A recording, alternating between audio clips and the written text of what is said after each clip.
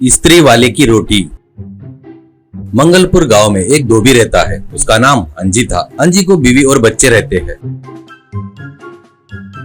वो रोज अपना गधा लेकर गांव में आता था। उस गधे का नाम प्रियंका चोपड़ा था। वो घर घर जाकर मैले कपड़े लेकर जमा करता था। वो गठरी प्रियंका के ऊपर रखकर नदी के पास आता था। वहां पर कपड़े धोकर सुखाता था।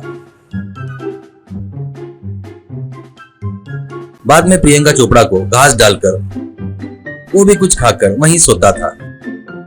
शाम को कपड़े सूखने के बाद उसकी गठरी बनाकर प्रियंका के ऊपर रखकर घर की तरफ आता था। घर पर कपड़े इस्त्री करता था। बाद में वो कपड़े घर घर जाकर कपड़े पहुंचाकर पैसे लेता था। उन पैसों से बीवी और बच्चों को पालता था। उस गांव का प्रेसिडेंट बहुत ही बुरा आदमी था। गांव के भलाई के लिए मिलने वाली निधि को वो अपने घर की अलमारी में छुपाता था। इसलिए उस गांव में अच्छे रोड, अच्छी स्कूल नहीं थी। पानी का सदुपयोग भी बहुत कम होता था। वो और उसके आदमी मिलकर जो उन पर आवाज उठाते उसकी जमकर धुलाई करते थे। उसके घर के कपड़े भी अपना अंजी ही धोता था। पर वो अंजी को एक पैसा जो भी इस वीडियो के अंदर आए लाइक एंड सब्सक्राइब करें एंड शेयर करें। नेक्स्ट वीडियो के लिए तैयार रहें। अभी नहीं देता था। फिर भी अंजी उससे डरकर पैसे नहीं मांगता था। ऊपर से प्रेसिडेंट अंजी को हमेशा डराते धमकाते रहता था। क्या रे अंजी, उस दिन बरोबर प्रेस नहीं किया, क्यों तेरे भाव बढ़ गए क्या? ऐसे मेरे साथ खुजाए ना, तू इस गांव में नहीं रह सकेगा, ऐसे कर दूंगा, ध्यान में रख ले, ऐसे कहता है अंजी। अरे बाप रे, वैसा कुछ मत करो। मैं तो आपके कपड़े गाँव वालों को कपड़े से अच्छा धोता हूँ और प्रेस करता हूँ जी, भगवान की कसम, ऐसा कहता था।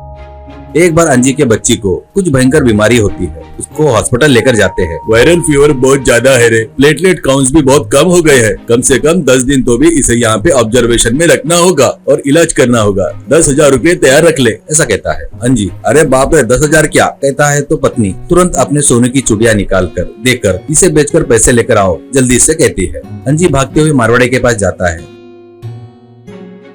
वो उस चूड़ियों को देखकर, इसके तुम्हें 8,000 मिलेंगे, उससे ज्यादा नहीं मिलेंगे। बाबूजी, मेरी बच्ची हॉस्पिटल में है, 10,000 दिए तो थोड़ा दया कीजिए, ऐसा कहता है वो। उससे मुझे कोई मतलब नहीं है, मैं तो उतना ही दूंगा, ऐसा कहता है अंजी। वो पैसे लेकर, अब और 2,000 चाहिए, कहाँ से लाऊं? जाकर प्रेसिडेंट से मांगता हूँ। इतने सालों से उसके कपड़े धो रहा हूँ ना फ्री में, सोचकर जाकर प्रेसिडेंट से पैसे मांगता है। बस प्रेसिडेंट को बहुत गुस्सा आता है और वो अंजी को जोर से झापड़ मारकर, कितना घमंड है रे तेरे को, बेवकूफ कहीं के, मुझे ही पैसे मांगता क्या? तेरे को पैसे दिए तो सभी लोग मुझसे पैसे मांगना शुरू करेंगे, मेरे ऊपर से लोगों का डर चला जाएगा। तेरी बच्ची का कुछ भी हुआ तो मुझे क्या करना है, ऐसा कहता है अंजी। तो इंसान है क्या, इतने सालों से फ्री में काम लिया, किसी भी दिन 1 रुपया भी दिया क्या? अब मैं अपनी बच्ची के लिए मांगने आया तो मारता क्या? आज से तेरे कपड़े नहीं धोऊंगा, क्या करता कर ले, क्या करेगा, ज्यादा से ज्यादा मार डालेगा ना, बस ना, कहकर गुस्से से चला गया। उसका आदमी, क्या जी, वो इतनी बात बोलकर जा रहा है तो अब देख रहे हो, क्या हुक्म करो, उसके हाथ और पैर तोड़ दूंगा मैं, ऐसा कहता है प्रेसिडेंट।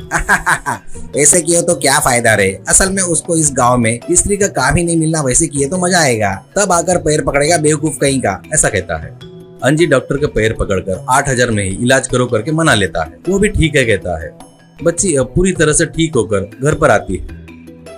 एक दिन पुलिस वाले के साथ प्रेसिडेंट अंजी वहाँ इस्त्री करते वक्त वहाँ पर आता है। वो, सर यही है सर, वो ये मेरे घर में नेकलेस चोरी किया, जाकर इसके घर में ढूंढो सर, पक्का मिलेगा। अंजी को कुछ समझ में नहीं आकर वो देख रहा था। पुलिस ढूंढते वक्त उसके नजरों से छुपाकर एक जगह पर नेकलेस रखता है। पुलिस वाले को वो मिल जाता है। पुलिस वाले अंजी को अरेस्ट करते हैं। प्रेसिडेंट, लोगों देखे ना आपने इस चोर बुद्धि को, ऐसे आदमी को देखते हुए नहीं रहना चाहिए, इसलिए अब से ये गांव में कपड़े धोना और इस्त्री करना बंद करेगा। मैं ये पंचायत प्रेसिडेंट की हैसियत से सजा सुना रहा हूँ, ऐसा कहता है। वो सुनकर अंजी चौंक जाता है। वैसे जेल की सजा काटकर घर आए अंजी को गांव में और कोई धोबी का काम कर रहा है करके उसको प्रेसिडेंट ने ही दूसरे गांव से बुलवाया है करके पत्नी ने बताया। एक दिन प्रेसिडेंट का आदमी भागते हुए आता है। वो, बाबूजी, आप अंजी को सबक सिखाए करके सोच रहे हैं ना? नहीं, असल में उसने ही अपने को झटका दिया है, ऐसा कहता है प्रेसिडेंट। क्या है रे, सुबह सुबह पीकर आया क्या? वो अपने को क्या झटका देना क्या है, ऐसा कहता है वो। आप आकर अपने आंखों से देखो, आपको ही समझ में आ जाएगा बाबूजी, ऐसा कहता है। वैसे वो सभी लोग अंजी के घर के पास आते हैं। वहाँ पर जो चल रहा था वो देखकर चौंक जाते हैं। अंजी का घर अब एक ढाबे में बदल गया था। उसमें पत्नी सब्जी बना रही थी। अंजी प्रेस के ऊपर रोटियां सेक रहा था।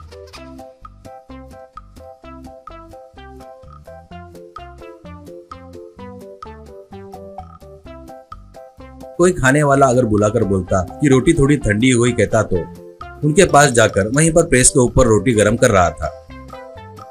ऑमलेट भी प्रेस के ऊपर बनाकर दे रहा था। वहां पर खाकर एक व्यक्ति, वाह, प्रेस के ऊपर सेकी हुई रोटी इतनी मस्त स्वादिष्ट रहती करके सोचा नहीं। असल में ये आइडिया आपको कहाँ से आया जी, ऐसा कहता है। और एक व्यक्ति, स्टोव पर सेकते हुए देखे, नीवे पर सेकते हुए देखे, पर प्रेस पर सेकना पहली बार देख रहे हैं। बड़ा ही वेराइटी लग रहा है, ये आइडिया कहाँ से मिला क्या, करके सभी लोग तारीफ कर रहे थे। वो देखकर प्रेसिडेंट सिर चकरा कर गिर जाता है।